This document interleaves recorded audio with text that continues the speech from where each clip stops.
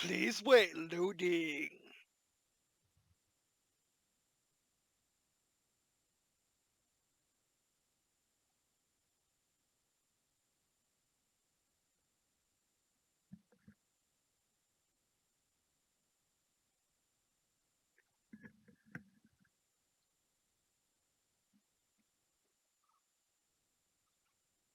The first time's a little long, if you know what I'm saying.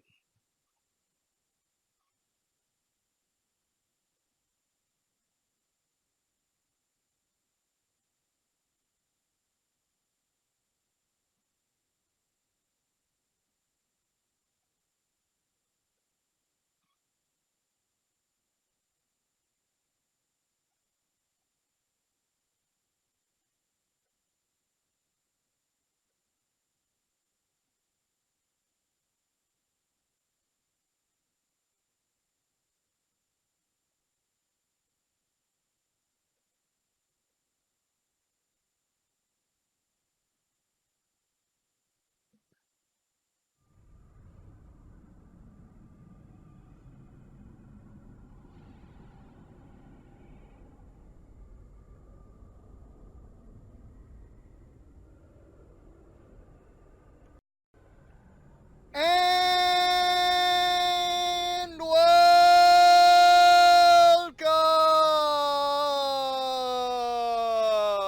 back. Actually, I kind of forgot that. I kind of forgot about that a couple seconds ago. To Green Walkthrough's gameplay video of Warhammer 40k, Dawn of War Soulstorm, Ultimate Apocalypse mod.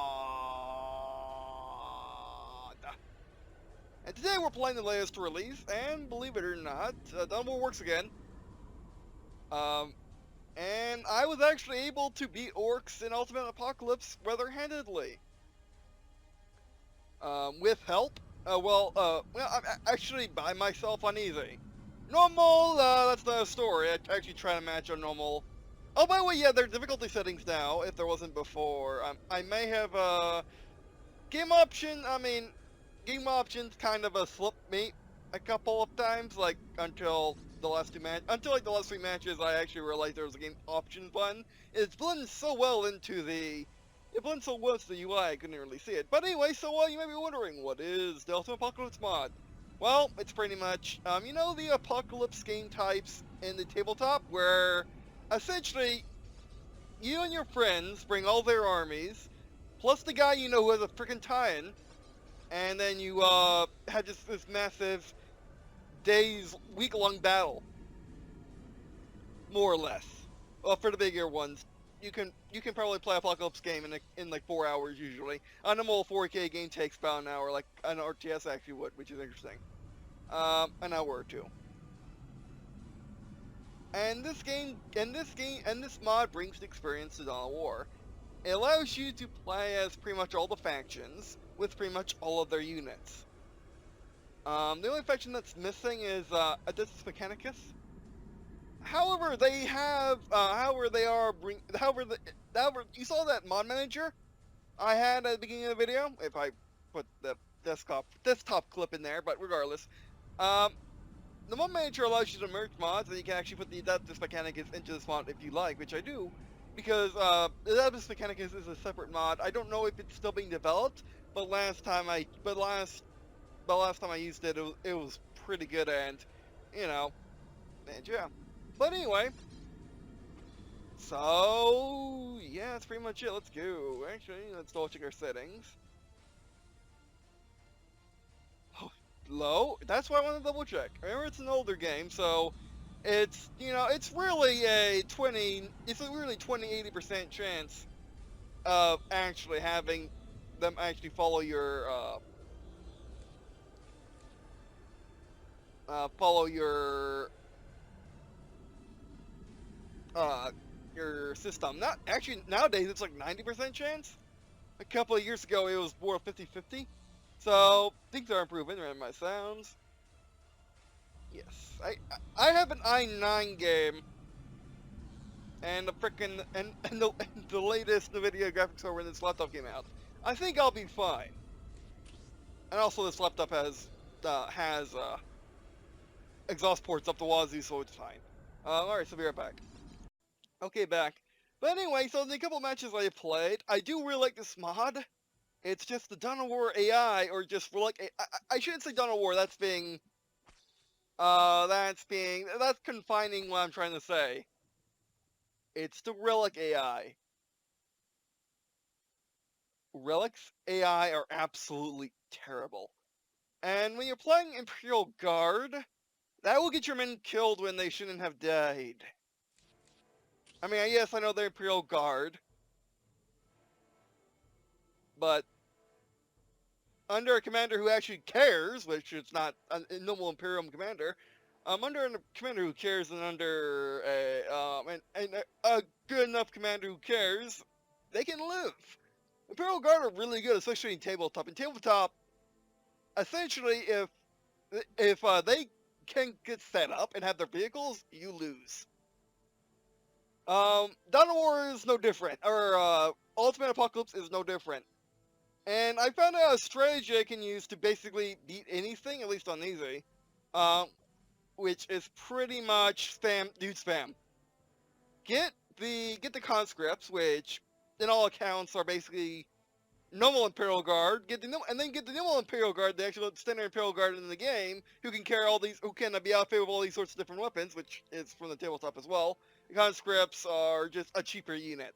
And essentially, you can spend the conscripts and just get tons of them, and then have the Imperial Guard and have them be equipped with meltas, because orcs are nothing against concentrated laser flamethrower things, and then just wreck them.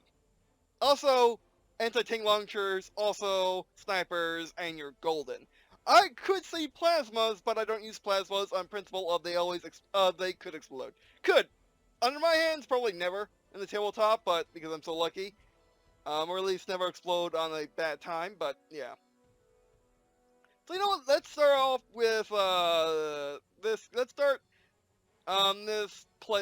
not start this playlist, but start this video. Just fighting against some easy orcs, just to get our feet wet. And then we'll move up to normals, and then we'll move up to a real match with normal 4v4, maybe even 6v6, because I want to have Space Marines and so there's a battle with me versus orcs.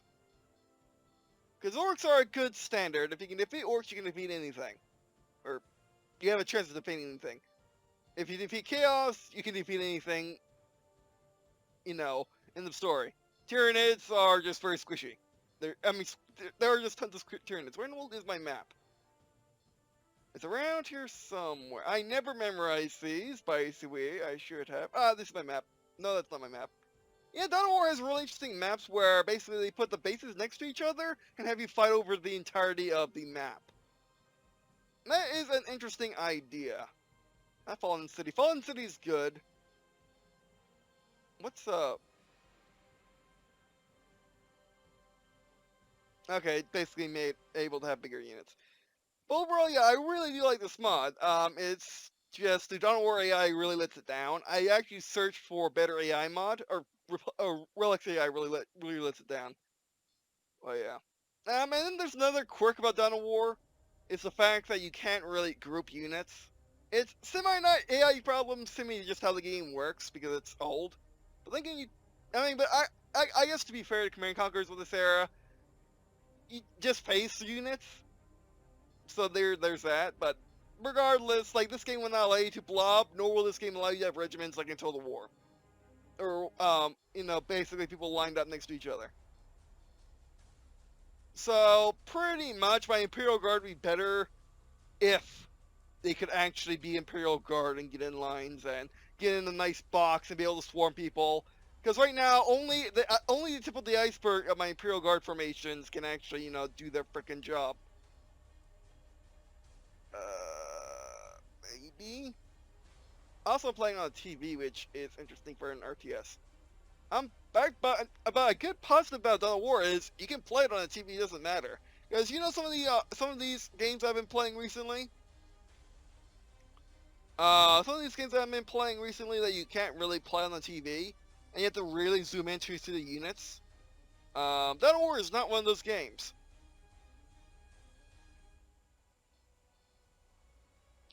Dawn of War, you can easily, Dawn of War, you can easily see the units from any height. It's really nice. Where is my map? It's not. I can. Oh, okay, we're going to fours. We need twos. What the Falling City? I clicked to. My map's not here, or if it is, I'm blind. My map has opposing starting points on the thin map. There are 2 paths to the base and the bigger control point in the middle sticking out, which you can't really grab. Oh wait, I found it. Found it. Yep. Yeah, it's just that the map previews are not very good in this game. So we're playing Imperial Guard versus some orcs.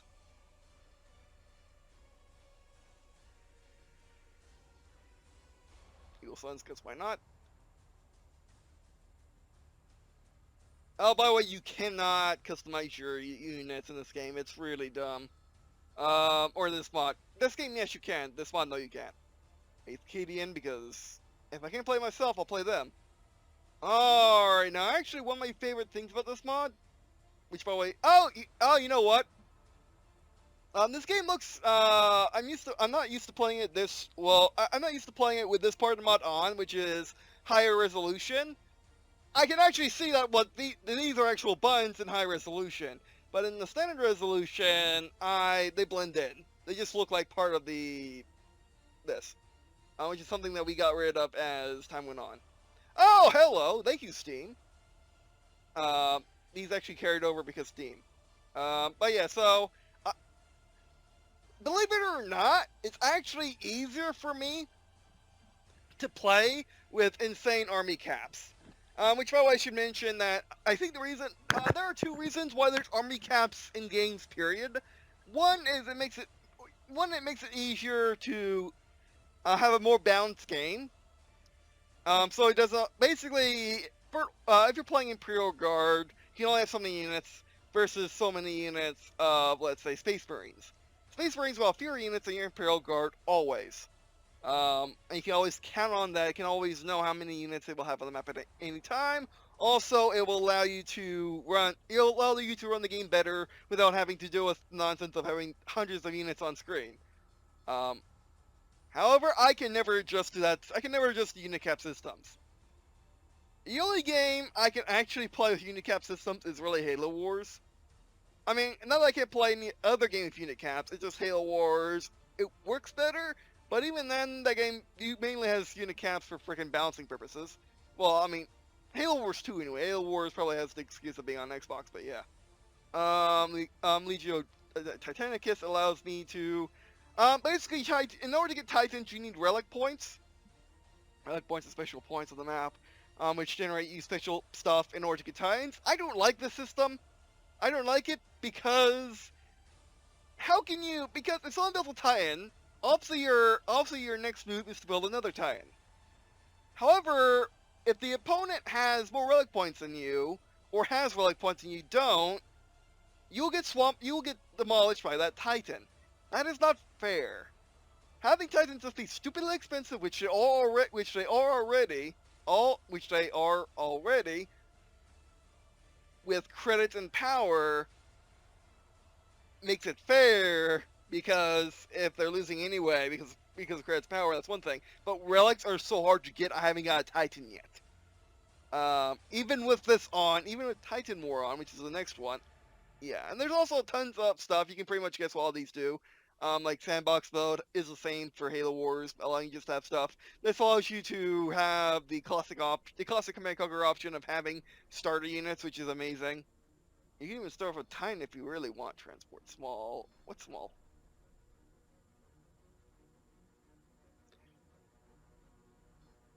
Actually, no, let's start with a small army, not a Titan, because we'll deal with that later. Titan Wars basically just increases the amount of relics so you can get Titans easier. Basically, think of these like these are modifiers. They act more similar to skulls than they do actually modifiers in your traditional RTSs or RTTs. Um, because they buff, they reduce, they have fun little components, stuff like that. It's just really nice. Let's just have that on in case I play, in case I play with a teammate. Essentially, it's the Halo War system where you can just donate to your team.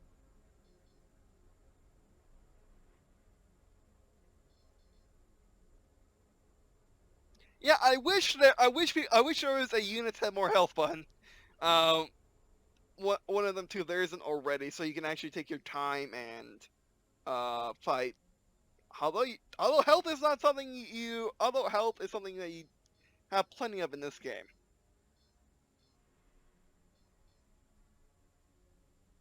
All units, and then these are the classic super weapons or restricted.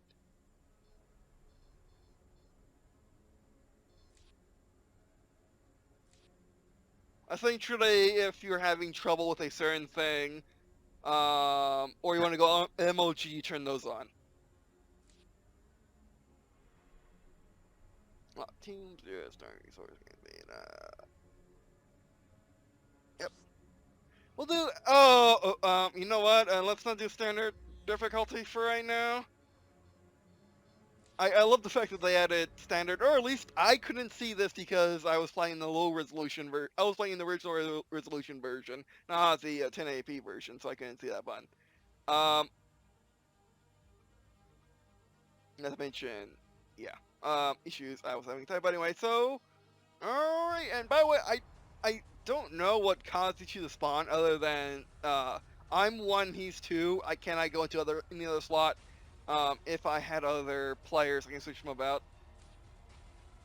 That's just a complaint I have with some RTSs. That's just how Dawn of War is. That's how that time was. Uh, like for example, my favorite RTS of all time, Tiberian Sun.